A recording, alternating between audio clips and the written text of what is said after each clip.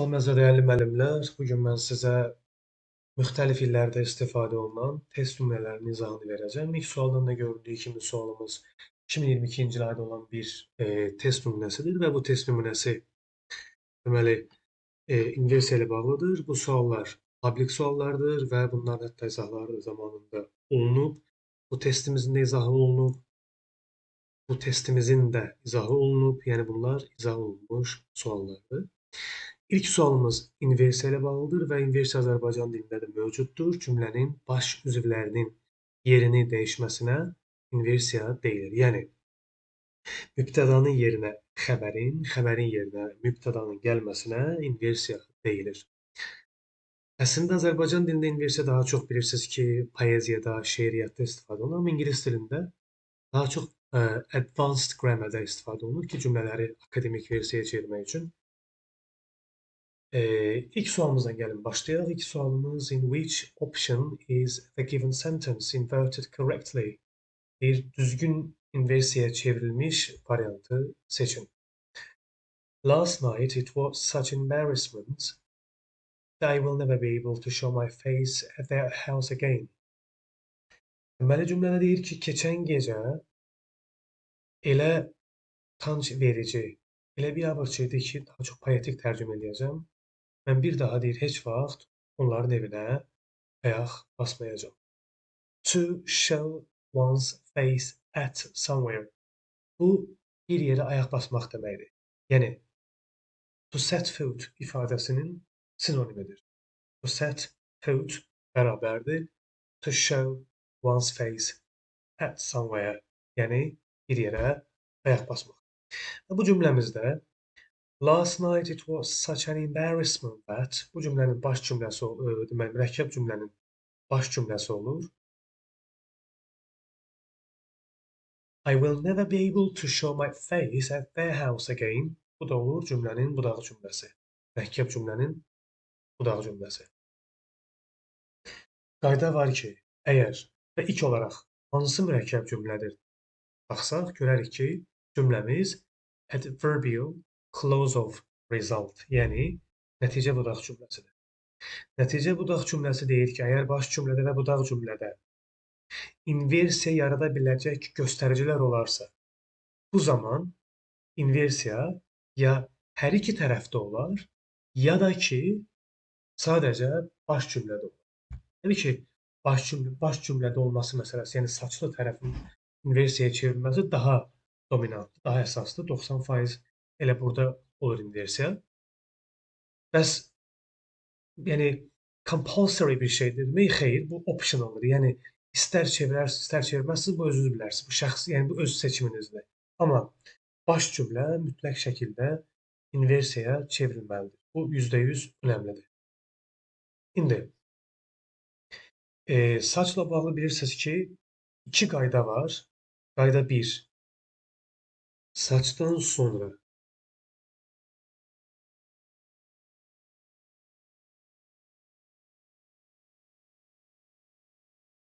ismin gəlməsi qaydası, yəni sifət ola da bilər, olmaya da bilər. Bu seçim, yəni məcbur deyil. Və saçın birbaşa vətə bağlanması qaydası.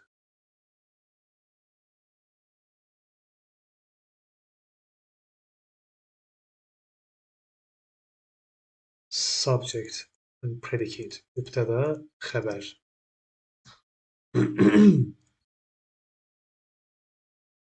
Burada yenə eyni məsələdir. Mübtəda gəlir və daha sonra xəbər gəlir. Bu zaman qayda necə olur?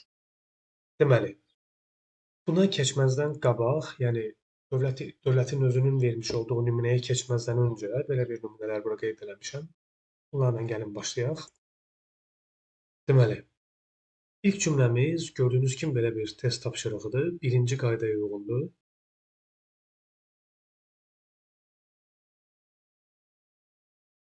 Deməli, cümləmizdə deyir ki, suddenly life became such a hideous burden for him that he could hardly bear it. Nə deyir burada? Əslində cümləni regular cümləyə çevirsək, cümləmiz belə olub. Baxın, life suddenly became such a hideous burden for him that he could hardly bear it. Deyir ki, həyat ona qarşı elə dəhşətli bir yükə çevrildi ki, o bu yükü daşımaq üçün bu yükü daşımaq üçün ona çətin oldu. İndi nə oldu burada? Saç, sifət, isim. Bunu keçirdirəm əvvələ. Such a hideous burden deyə cümləyə başladıram. Baxaq görə harda var? A variantında yoxdur. B variantında yoxdur.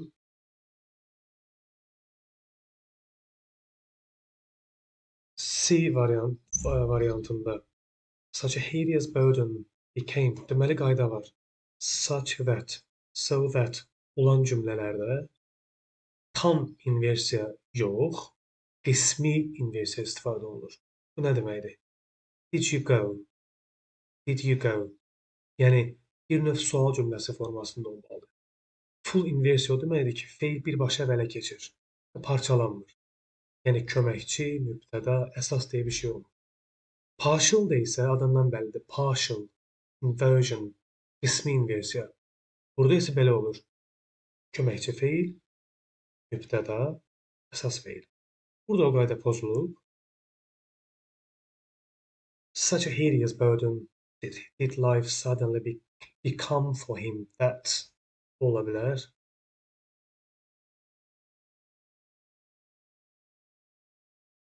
Sudden əvvələ keçə bilməz, ilk hərfdə qalmalı. Çünki inversiya yaradacaq bir göstərici deyil o.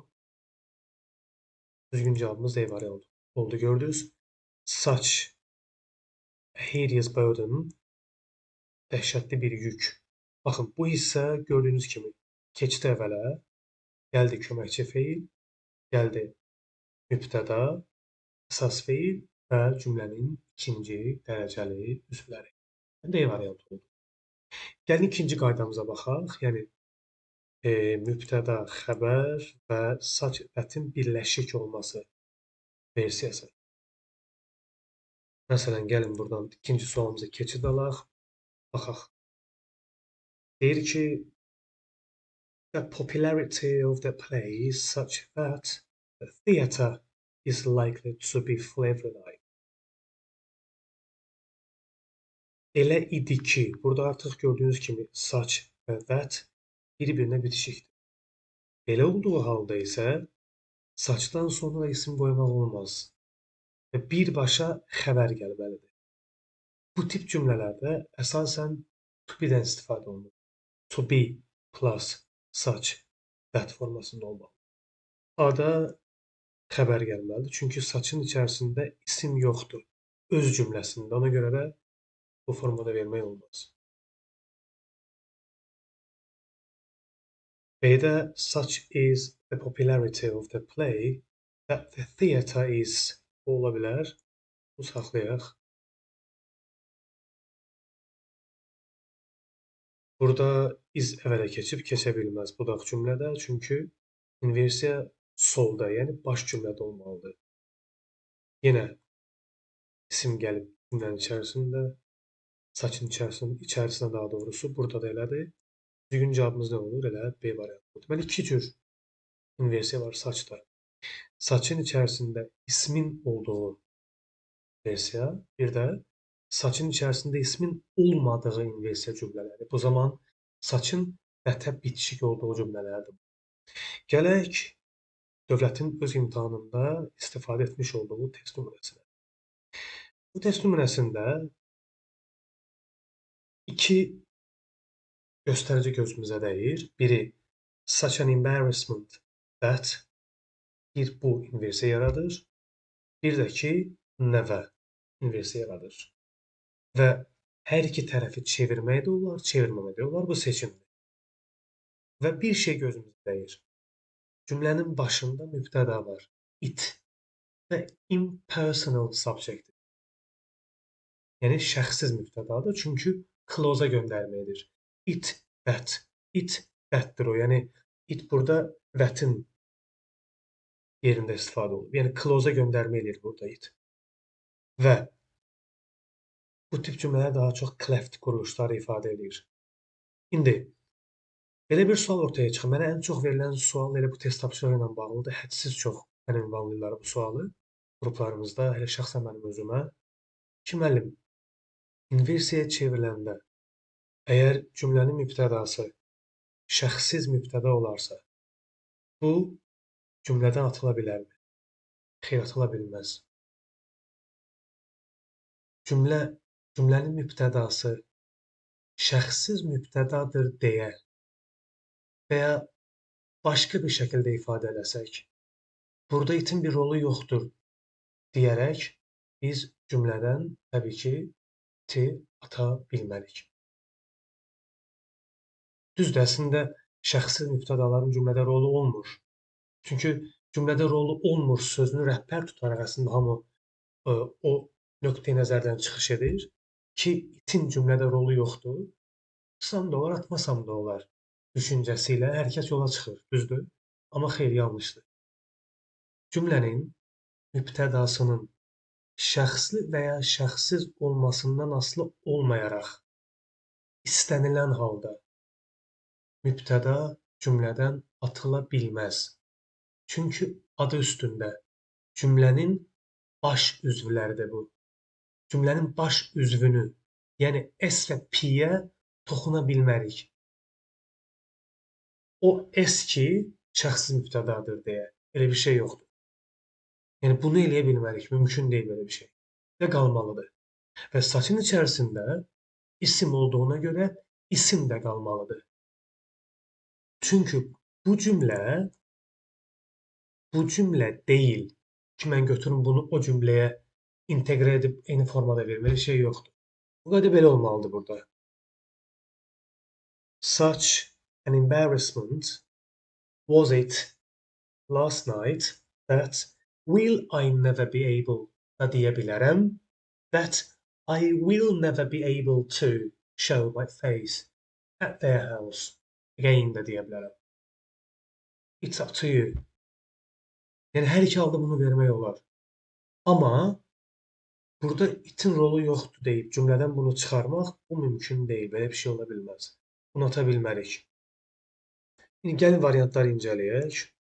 Such was ola bilməz. İsim, saçın ismi olmalıdır. Çünki saçın içərisindəki ismə deyilir complement. Yəni ismi xəbərin tamamlayıcısı, ismi xəbərin ad hissəsi.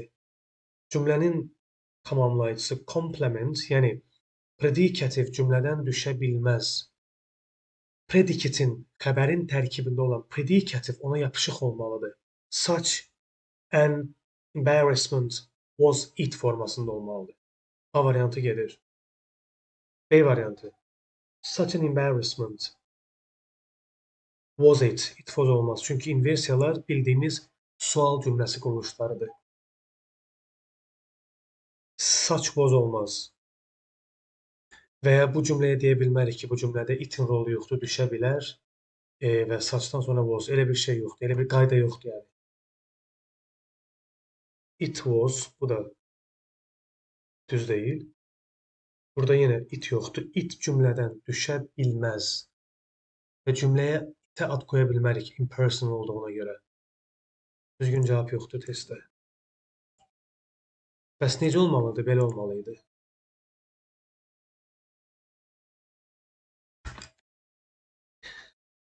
Such an embarrassment was it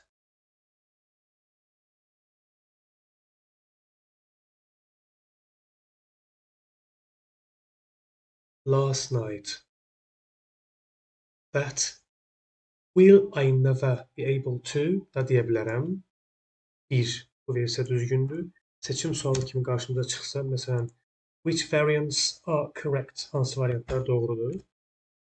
Məsələn, eynisini bura gəlin kopya edək.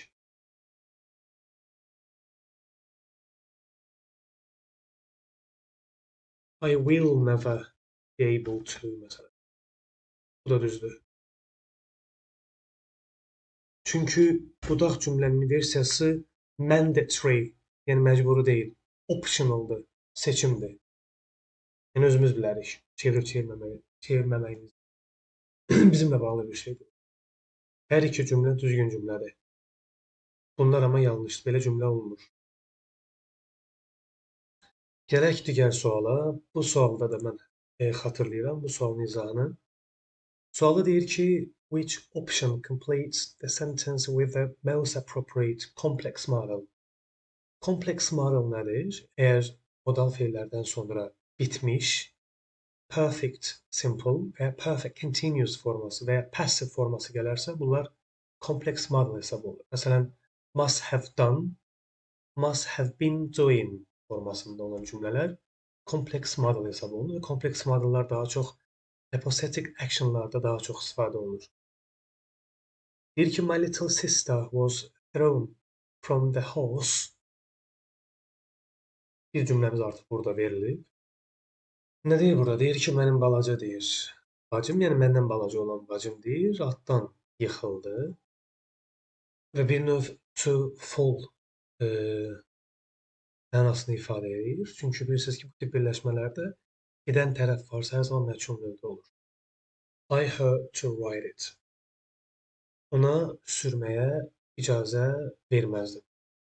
Əgər birinci tərəfdə mənfi bildirən bir cümlə varsa və onun nəticəsi mənfi bitirsə, buna deyirlər past regret.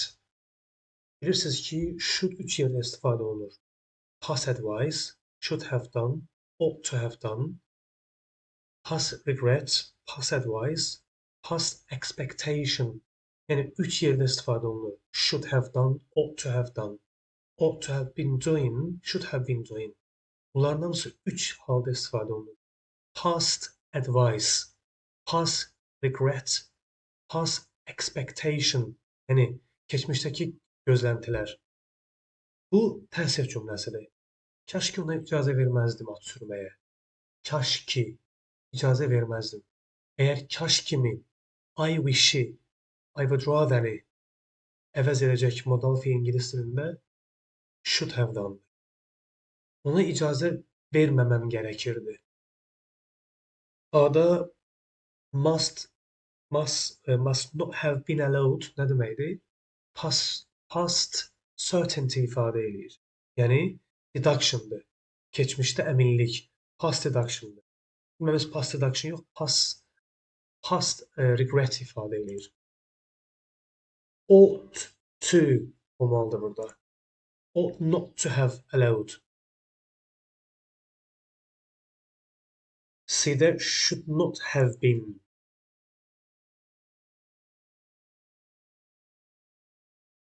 Qalsın burada, fərqi yoxdur, özləri belə veriblər. Need not have allowed. Do not have to be allowed. İndi cümlənin öz əvvəlki versiyasına qaytarsaq, özlərinin vermiş olduğu versiyaya qaytarsaq, deməli, B-də B ilə D variantı arasında qala bilərik. Düzdür?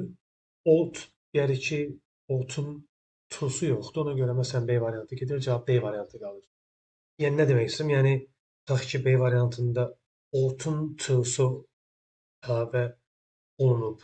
Tutaq ki, D variantı ilə B variantı arasında qalsam hansını seçərdim? Ümumiyyətlə burada görürük ki, onsuz to yoxdur. Birbaşa D-yə gedirik. Need not have allowed. Ümumiyyətlə bu cümlədə need not have allowed istifadə oluna bilərmi? Birinci baxaq görək ki, didn't need to ilə needn't have done-un fərqi nədir? Birinci onu deyim ki, need have done deyə bir şey yoxdur. Needn't forması var. Bu bir. İkinci. Needn't have-dan orada istifadə olunur ki, naxaq yerə gərək yoxdur mənasında, amma etdim mənasında istifadə olunur. Amma didn't have to ehtiyac qalmadı, etmədim demək. Needn't have-dan da etmişəm, artıq hərəkət olub deməkdir. Amma didn't need to-da isə ehtiyac yox idi, deyə etmədim deməkdir. Ehtiyac yox idi, etmədim. Məsələn, tutaq ki, ona zəng eləməyimə ehtiyac yox idi deyə etmədim. Bir də var ki, zəng elədim, etdikdən sonra deyirəm ki, nahaq yerə etdim. Bunların fərqi budur. İndi bu cümləyə needn't have allowed olarmı? Əslində, bu cümlənin cavabı need deyil. Bu cümlənin %100 cavabı shouldn't have done'dır. Ought not to have done'dır. Kaş ki icazə verməyərdim. Çünki cümlədə çox ciddi bir hərəkət var. My little sister was thrown from the horse. Atdan deyir, yıxılıb. Atdan yıxılmaq bəsit modal feillə verilə bilməz. Needn't have done ki modal feillə verilə bilməz. Orada mütləq ought to, should not have forması olmalıdır ki, hərəkətin kəskinliyi, hərəkətin nə qədər ciddi olduğu ortaya çıxsın. Yəni bu cümlə ehtiyac cümləsi deyil.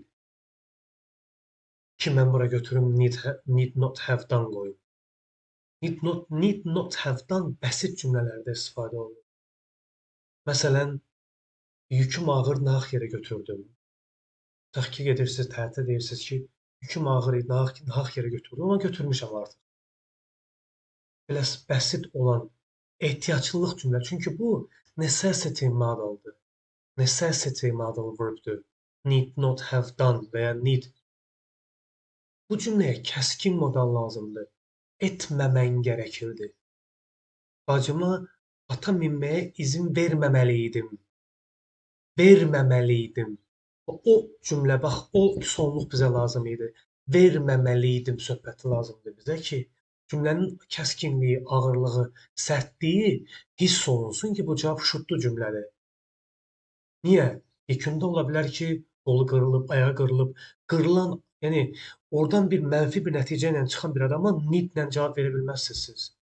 Məsələn, maksimum harada istifadə oluna bilər? Məsələn, tutaq ki, deyək ki, she needn't have attended the party so early. Partiyə nahaq yerə belə erkən gəlib. Nahaq yerə. Və ya onun partiyə belə erkən gəlməyinə ehtiyac yox idi. Görürsüz, ehtiyac yox idi deməkdir cümlə. Ehtiyac. Bu cümlə ehtiyac cümləsi deyil. Necessity cümləsi deyil. Bu cümlə past regret cümləsidir. %100 bu cümləyə ought to have done lazım. Ya da ki, məsələn, cavabın sırf indi bunlar tutaq ki, B variantında to verməyiblər. Cavab sırf D çıxsın deyə mən burada D üzərində bir düzənləmələr eləməyəcəm. Bir cümlə qurmayacam. Oranı sağın solunu düzəltməyəcəm ki, düzgün cavab D çıxsın. Xeyr. Düzgün cavab yoxdur burada. Burada düzgün cavab should have done ya da ought to have done olmalıdır, amma buradakı to yoxdur. Mənə görə burada to əlavə olunub, cavab B olmalı idi. Bu formada verilməlidir cavab.